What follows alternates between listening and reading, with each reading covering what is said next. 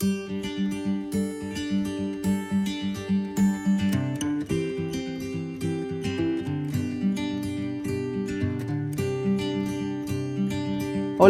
estimados hermanos y hermanas de este previrtual. Les saluda Fray Randall del curso Introducción a la Espiritualidad Cristiana.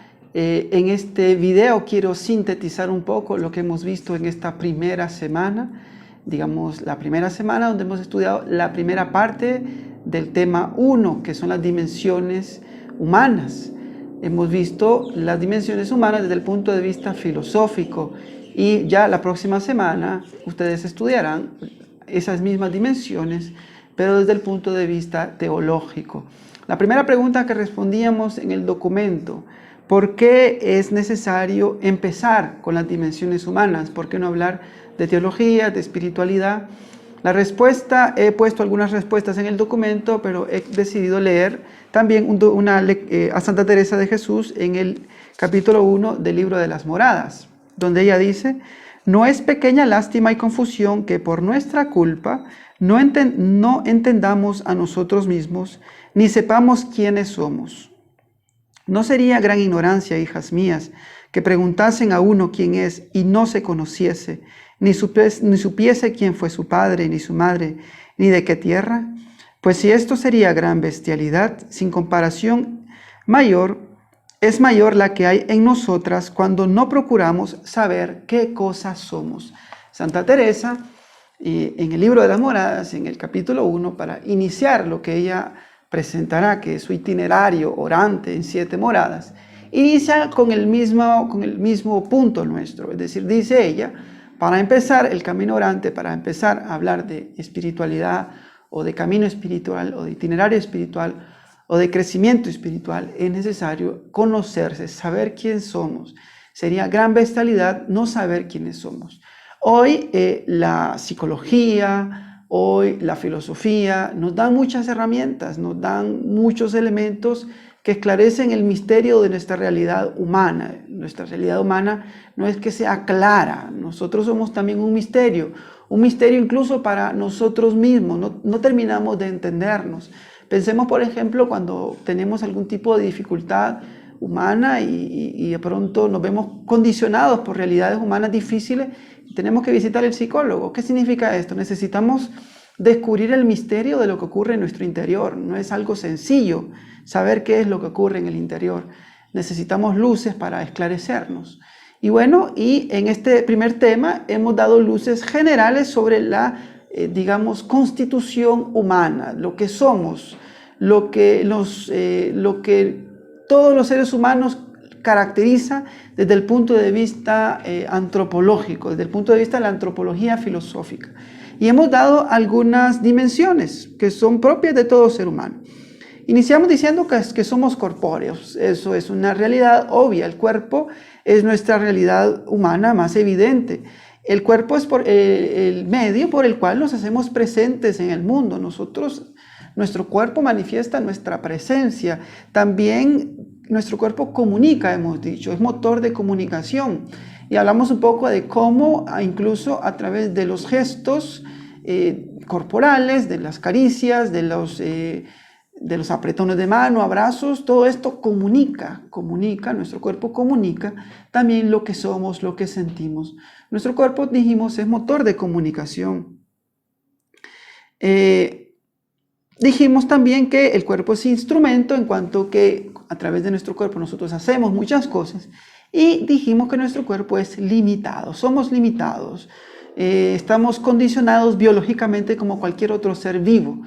Entonces, por lo tanto, a pesar de que nos creemos a veces omnipotentes, como diría recientemente Raniero Cantalamessa en su reflexión que hizo el Viernes Santo, creemos que somos omnipotentes, pero un virus, dice él, un virus nos ha hecho caer en la cuenta de que no.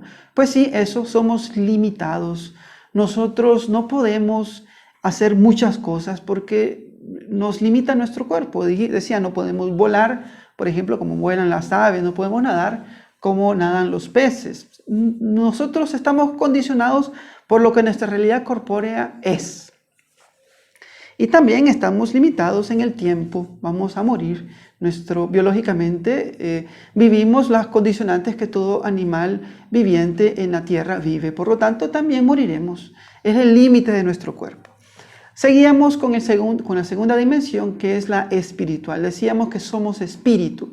Esta dimensión no es siempre aceptada por otras corrientes filosóficas que se le llaman materialistas.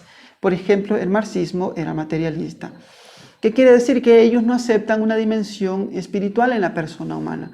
Pero nosotros decíamos que no aceptar la dimensión humana en la persona, la dimensión espiritual en la persona, es como limitarla, es no reconocer la grandeza del ser humano, que tiene también una dimensión espiritual, que no se conforma con lo instintivo, que no se deja guiar por lo instintivo, porque tiene una dimensión espiritual que lo hace trascender lo biológico, material, lo puramente terreno, podríamos decirlo, y se va más allá. Nosotros dábamos, más bien el autor que citábamos acá, que es Julián Marías, nos daba una primera pauta para descubrir o para adentrarnos en esta dimensión espiritual, y él dice que es el rostro, el conocimiento más verdadero que podemos alcanzar de una persona, es el que nos proporciona la contemplación de su rostro, tanto más hondo y complejo cuanto más real es esa contemplación. Y yo sé que todos nos hemos visto en esa circunstancia hermosa en la cual encontramos una persona que queremos, papá, mamá, hijos, qué sé yo, y la vemos al rostro y sentimos en nuestro interior esa alegría de encontrarles. Y hay una comunicación, ¿verdad?, contemplativa que va más allá de lo corpóreo. Es decir, trascendemos lo corpóreo y si quieren vamos a lo espiritual. Ustedes lo habrán experimentado que a través del rostro nosotros descubrimos, por ejemplo, cómo la persona está triste, está contenta, tiene algo más. Las madres, por ejemplo, son expertas en descubrir los sentimientos, las emociones, lo que hay en el corazón de los hijos. Y eso no es algo puramente material, eso ya habla de la dimensión espiritual, porque las madres ven más allá de lo evidente. Decíamos que la cultura, el arte, la religión, el amor son realidades humanas, muy humanas, propiamente humanas, que no se explican, sino es reconociendo la dimensión espiritual en nosotros. Nosotros los seres humanos queremos trascender y buscamos la belleza, buscamos la bondad, buscamos la eternidad, buscamos lo espiritual.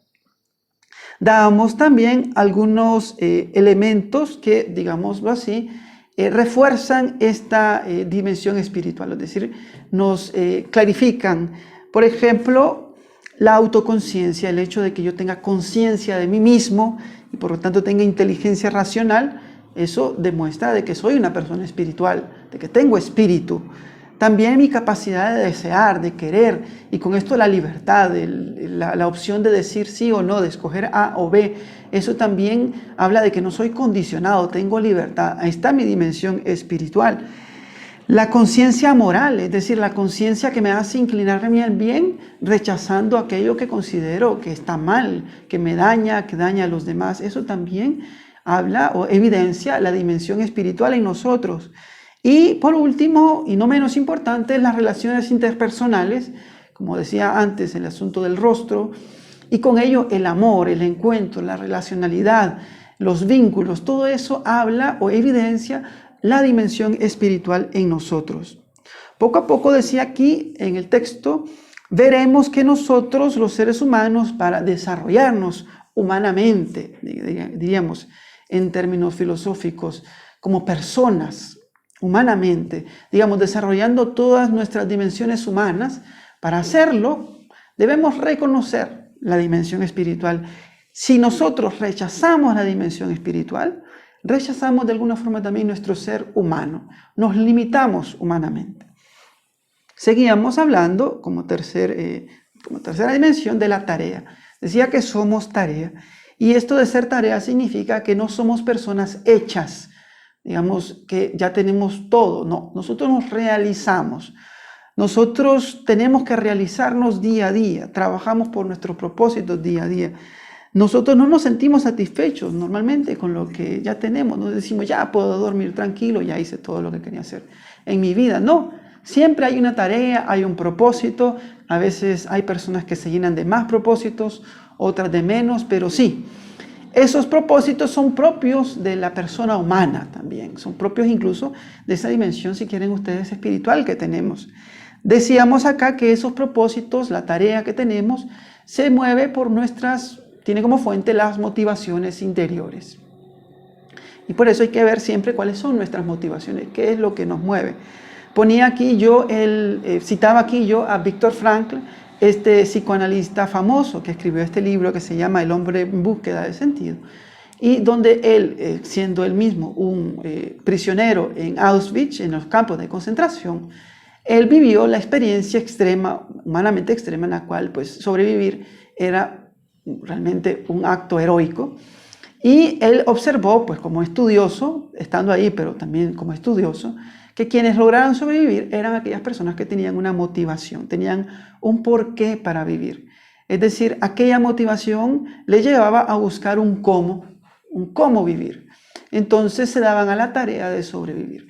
Aquí se evidencia muy bien cómo los seres humanos trascendemos, digamos, los propios límites, los límites que nos pone la realidad humana, el mundo, el día a día, con tal de poder, digamos, sobrevivir, salir adelante.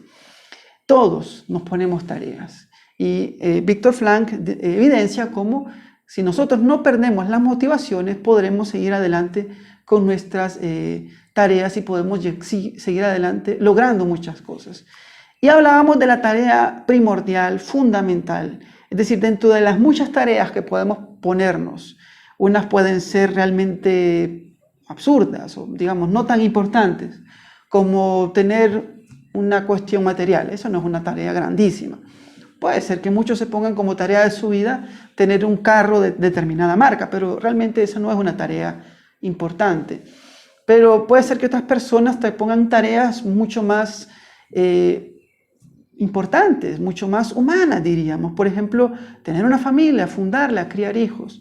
¿Cuál sería el criterio que hemos puesto acá? ¿Cuál sería el criterio fundamental? La tarea que nos hace más humanos, esa es la que tenemos que seguir. No aquellas tareas que nos deshumanizan, sino aquellas que nos hacen más humanos. De hecho, la tarea fundamental es humanizarse.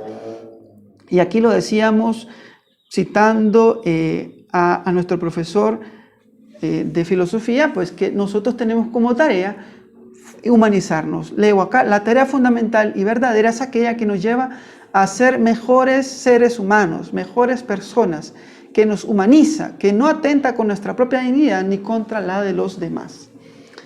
Eso respecto a la tarea. Seguimos con la cuarta dimensión, que era la de la libertad. Hablábamos de que somos libres. Recuerdo, no lo he puesto aquí, pero recuerdo un texto que para mí fue bastante importante, una catequesis de Benedicto XVI.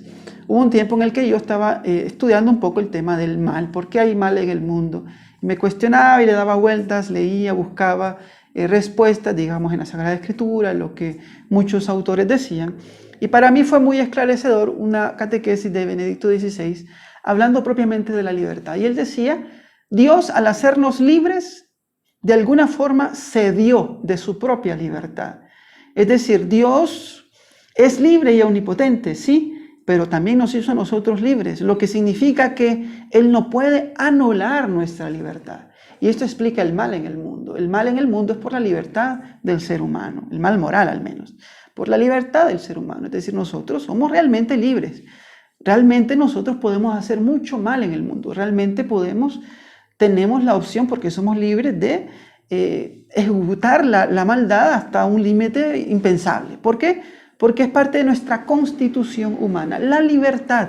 Por tanto, la libertad, lo diremos después, tiene que ver con la responsabilidad. La responsabilidad tiene que ver con la libertad, no podemos desanclarlas.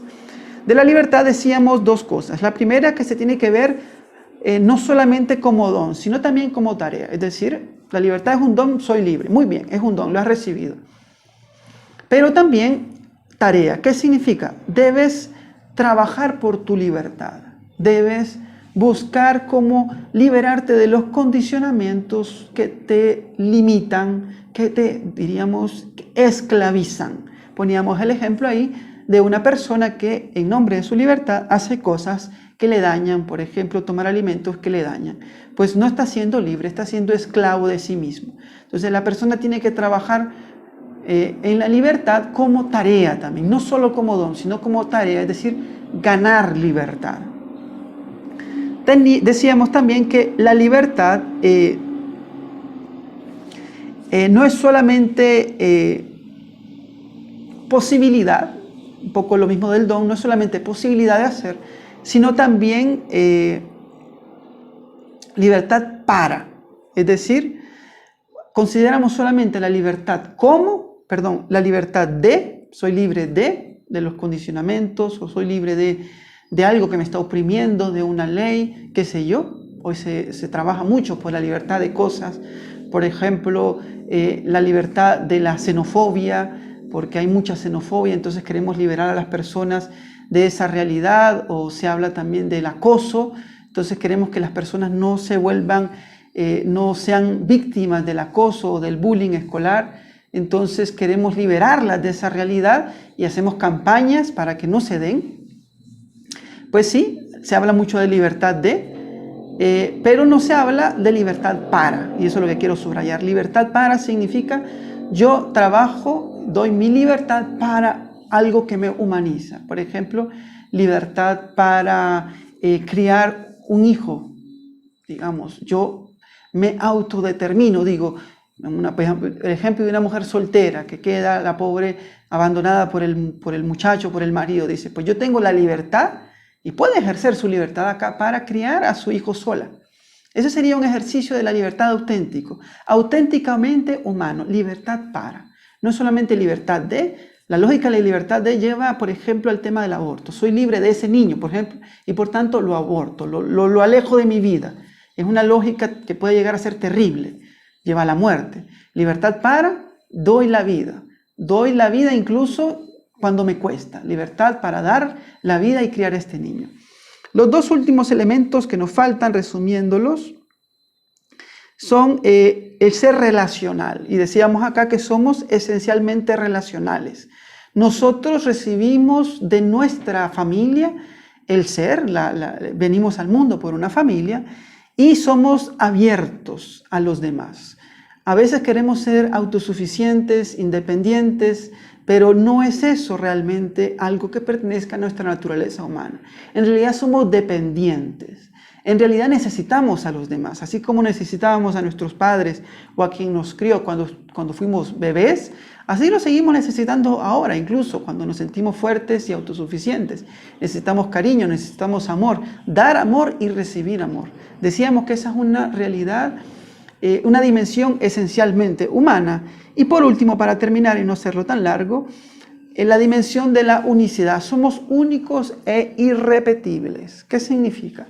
Que aunque somos relacionales, sociales, también somos únicos. No hay una persona igual a la otra. Somos iguales en dignidad, pero únicos e irrepetibles en cuanto que cada uno es distinto. Nadie es igual al otro, nadie es clon del otro. Y por lo tanto, yo soy don para mí mismo en cuanto que soy único e irrepetible. Y también soy don para la sociedad, para mi familia, en este caso yo como religioso, soy don para mi comunidad religiosa, en cuanto que no hay nadie como yo, no hay nadie que se iguale a ti, a tu persona. Solo yo puedo dar lo que de mi persona viene, porque soy único. La forma en cómo yo, por ejemplo, como Carmelita, vivo mi carisma es única e irrepetible, en cuanto que yo soy único e irrepetible. Es una dimensión también hermosa. Decíamos que no tenemos que absolutizar porque podemos caer en el relativismo o en la absolutización del yo. Muy bien, he dicho muchas cosas, yo sé que ha sido bastante denso, pero quise sintetizar un poco las 6 dimensiones que estudiamos en esta semana. Espero que hayan sido de mucho provecho, espero también que hayan gozado, aprovechado, disfrutado los textos complementarios. Estamos, ya saben, para servirles en las redes sociales, en el chat de la clase e incluso a través de WhatsApp. Muchas gracias y sigue disfrutando de este previrtual. Dios les bendiga.